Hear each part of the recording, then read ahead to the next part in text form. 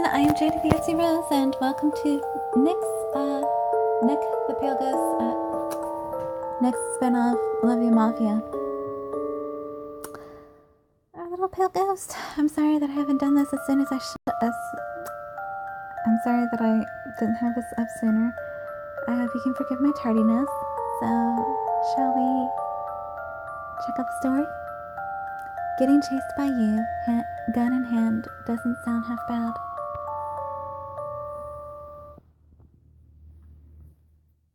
Mafia, Chapter 1. Nick. The man slowly observed the scene from the shadows. A girl carrying a traveling bag entered the house. That girl. While wondering what to do, the man sensed that she turned in his direction and quickly fled the scene. I wandered around the streets of Niflheim, searching for my little sister Sunny. She said in her letter that she was working in a flower shop, but I hadn't seen a single one.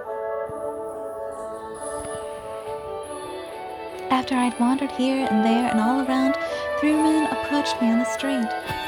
"Miss, would you happen to be lost?" A man with a cute face smiled at me. Just seeing that smile had lightened my heart a little. Well, I'm not quite lost, but I just can't find a flower shop anywhere. "You won't find any in this town," the silver-haired man said. "From the looks of it, you seem to be a traveler. This your first time in Niflheim?" "Absolutely." I came a few times when I was a little girl. I'm pretty surprised at how much it's changed since then, though. Things went down the tubes since the Mafia started duking it out. Sunny's been living in such a dangerous town. Your sister's name is Sunny? The black-haired man, quiet until then, spoke up. "Yeah, do you know anything about her? She has black hair like you." "No, nothing. I visited her house, but it was a complete mess, and she was nowhere to be found." "What?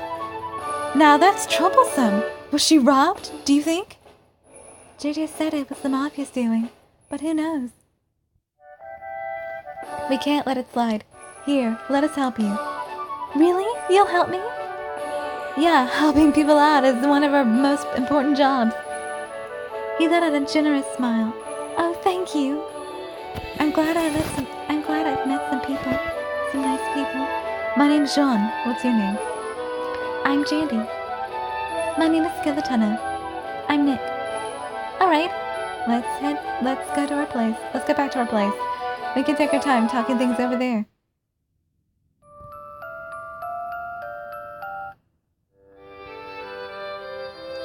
Jean and the others had taken me to the basement floor of an old building in the middle of town. It feels like a hideout down here. Well, we've got a lot of enemies. This place comes in handy for that. Enemies? Seeing my eyes go wide, Nick explains. "We're a part of the Mafia called the Jean family." "Mafia?" Jean strained at a smile at my surprise. "We may be Mafia, but we don't do stuff like human trafficking or drug trade. We're more like bodyguards for this town for a long time." This was probably the work of the Mafia. The Mafia? Yeah, she might have some sort of connection to the Mafia, or even... Can I really trust these people? Oh! Suddenly I heard a beast cry and a wolf with red fur that burst into the hideout. Coming in far, it was a man wearing awfully flashy clothes. "Do something about that cruddy door of yours." Something broke down as soon as I put my hand on the doorknob.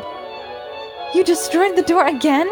This time, I'm afraid I'll have to ask you to pay for it, because our Mafia is comically poor." That really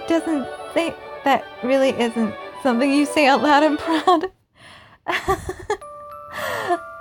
Oh, Skeletona. Adam, what are we gonna do with you?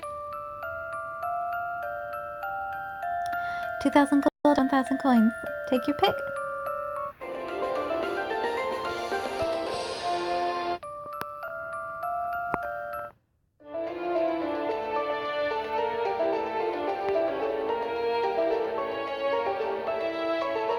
Looks like everyone here knows this person. Jandy, this is Leo, that red wolf over there, sir. Leo's a police officer, so you might want to ask him about what you're after. Wait, aren't you Mafia? Why do you know a police officer? We trade information sometimes, help each other out. I'm no fan of the mob, but these guys want to protect this town just as much as I do. Well, if they're working with the police, I think I can trust them. So what brings you here? Leo looked at me with suspicious eyes. I explained the long and short of how I ended up in the Mafia hideout. Got any idea of someone who might be after your sister? Not at all. I didn't even know Niflheim was in this horrible state. You didn't see any strange people around her house? You know, I have a feeling I saw someone there. But since I hadn't expected her house to be in such a state before I got into it, I wasn't paying too much attention to outside the house. But does whoever delivered that bomb know that their plot had failed? True, Sunny's house didn't actually go up in flames. And they do say that the criminal always returns to the scene of the crime.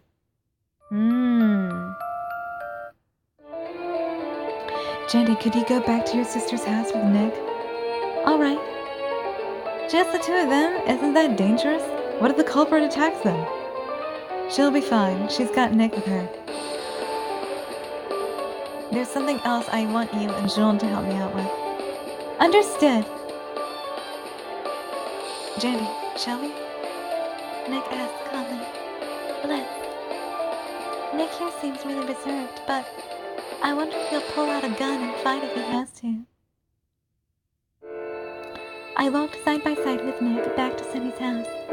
After walking for a while, however, something felt off. Huh?